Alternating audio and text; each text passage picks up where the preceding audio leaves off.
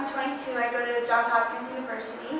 I'm running across the country, 4,000 miles for the second time to raise money and awareness for young adults with cancer.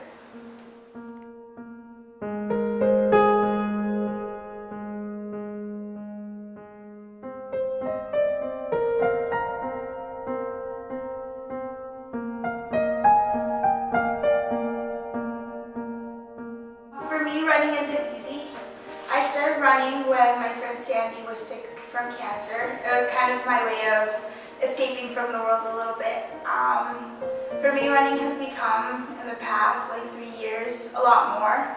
I've learned the power of dedicating a run to someone. Having their name on your calf isn't just like getting a Sharpie and saying, hey, I'm running for you. It's thinking about that person the whole time you're running and using that inspiration to get through whatever obstacle you're facing.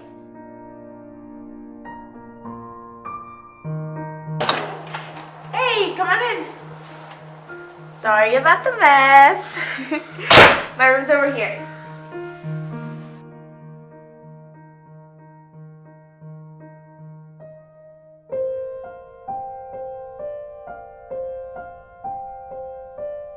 Working for Cancer is a branch of the Ulman Cancer Fund. The Ulman Cancer Fund is based here in Baltimore, and what they do is they do a lot of services for people who are going through cancer. I think I want to do the 4K again, especially because one of the most wonderful things about it is that when I was running, I kept receiving messages from people who I hadn't seen in years. People I barely ever spoke to. You know, you have friends on Facebook that you just add because you met them once. And I got many messages from those people saying hey, I know I haven't talked to you in years, but I saw what you were doing. My dad was diagnosed, my mom, my grandma, my best friend.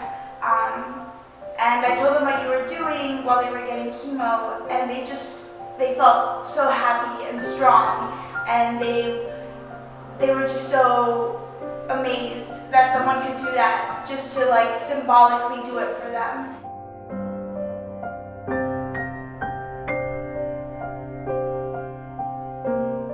Originally I had done the 4K in memory of Sandy because I wanted to prove to her that I was strong enough to be her friend even when she wasn't here anymore. Really into black and white photography in high school. I would spend hours in the darkroom. And that picture, so Sandy died on a Friday, and that Friday my third class was photography. And I was in the darkroom and I had all these negatives of Sandy in the hospital, Sandy in my house, just hanging out with Sandy because I always took pictures of her. She was my subject. And I was in the darkroom and I printed my 3 favorite pictures of her, one on top of the other, and I was just playing with the lighting. And I don't know, I made that picture that day, and literally a couple minutes after that was when I got the phone call from a friend who was at Sandy's house, hey, you need to get over here. Sandy's not doing well, you need to get over here right now. And so I associate that picture with that day, because it was my last tangible Sandy. You know, she was just there. So yeah, I just think of that and I keep it around because it's that day was one of the hardest days of my life, but I got something beautiful out of it. I got her, so I keep that around. I'm not gonna cry. This year is going to be a little different than I originally thought it would be. When I signed up for the 4K, I was I'm going to run in honor of Charlotte, because of the first 4K, Charlotte and I became really good friends. She called me her little sister. This was a gift from Charlotte. She gave that to me after I ran my first marathon. It was the Disney Marathon last January. And then I guess this is kind of my life motto now. Charlotte gave this card to me on my birthday last year. And so I just keep it by my desk and look up whenever I need a little inspiration. It's now April, and back in February, Charlotte actually passed away. And I wanted her to run the last mile into New York with me, just like she had done it to Baltimore. And so it's like it's a little disheartening that I won't have her there. But I know that she'll be there with me in spirit, and she'll be running right next to me.